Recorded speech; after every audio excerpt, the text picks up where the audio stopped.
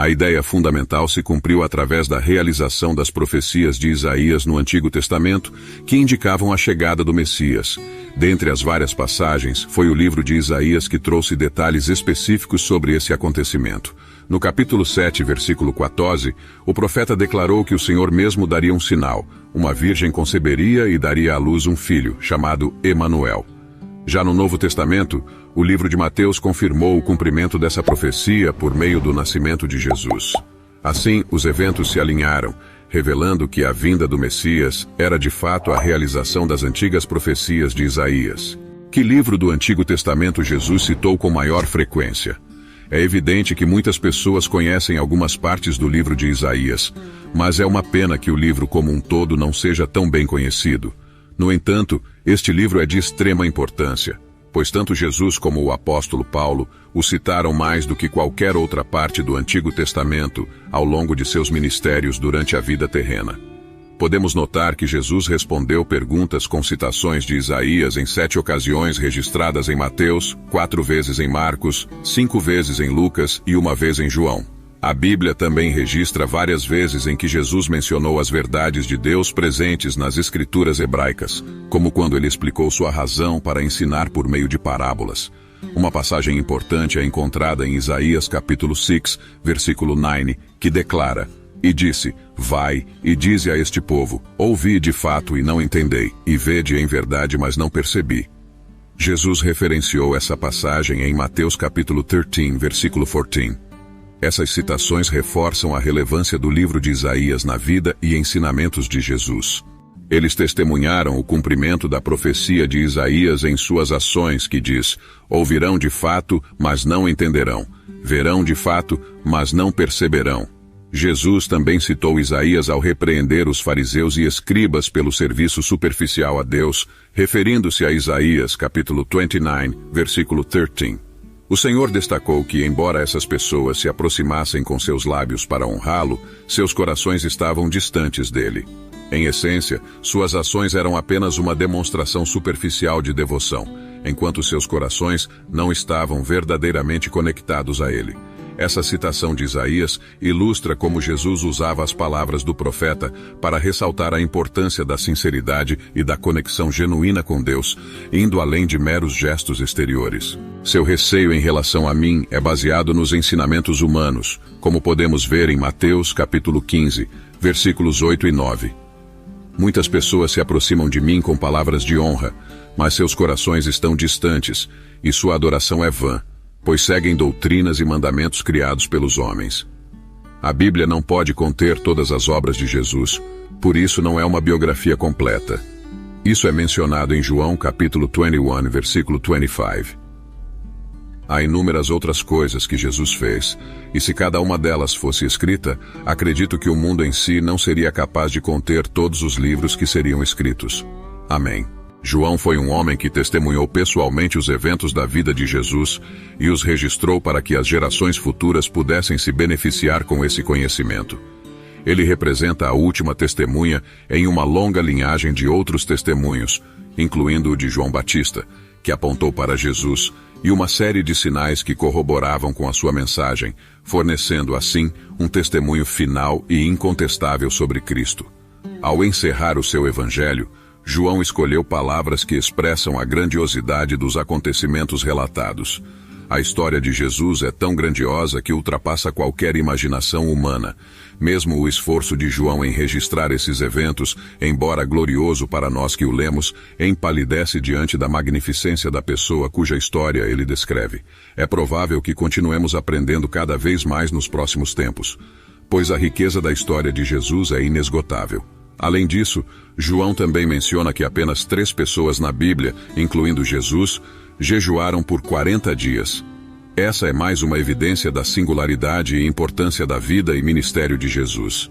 Jesus passou por um período de 40 dias de jejum no deserto da Judéia, enquanto o diabo continuava a tentá-lo.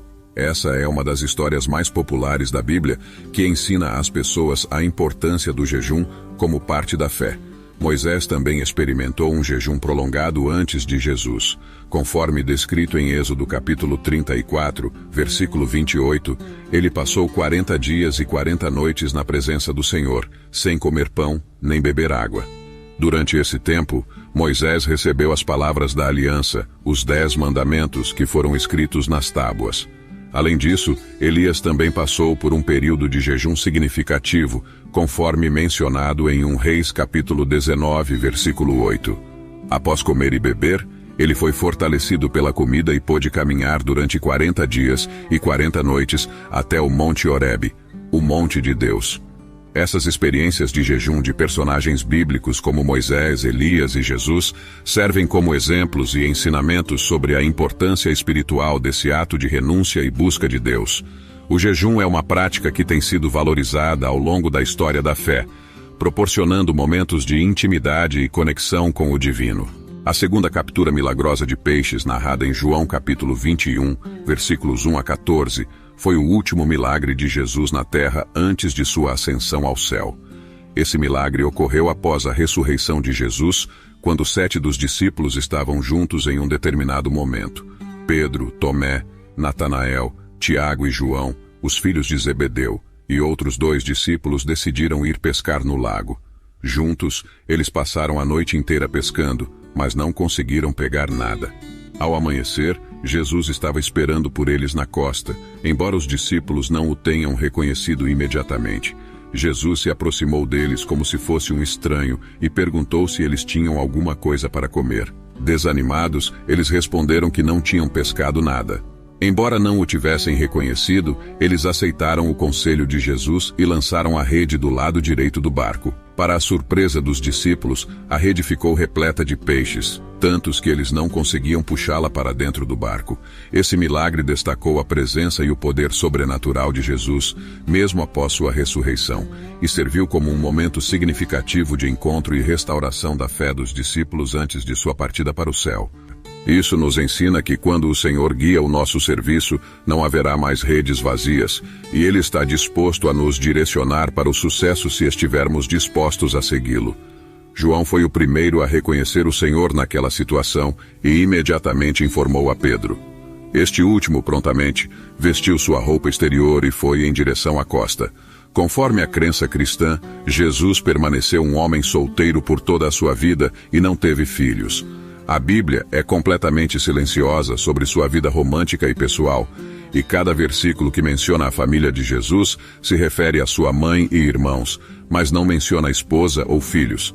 Além disso, Isaías também profetizou a ressurreição de Jesus, tornando ainda mais clara a conexão entre as profecias do Antigo Testamento e os eventos da vida de Jesus. Assim, essas passagens nos trazem importantes ensinamentos sobre a liderança divina, a devoção de João ao Senhor e a singularidade da vida e missão de Jesus, que culminaram em sua ressurreição. Além da celebração comum de caçar ovos coloridos do coelho da Páscoa, esta festividade também nos lembra da vinda do Messias e, ao mesmo tempo, reflete sobre sua morte, como predito em Isaías capítulo 53, versículos 5 a 6. Os versículos de Isaías descrevem como ele foi ferido por causa das nossas transgressões e moído por causa das nossas iniquidades. O castigo que nos traria paz estava sobre ele, e pelas suas pisaduras fomos sarados. Essas palavras apontam para o sacrifício de Jesus na cruz, onde ele carregou os nossos pecados para nos trazer redenção e cura. O texto também indica que todos nós, como ovelhas, nos desviamos, seguindo nossos próprios caminhos, mas o Messias veio para nos resgatar e oferecer uma nova chance de reconciliação com Deus. Portanto, a Páscoa não se limita apenas a divertidas tradições, mas é um momento significativo para refletir sobre o significado mais profundo do sacrifício de Jesus e a esperança que ele trouxe para a humanidade.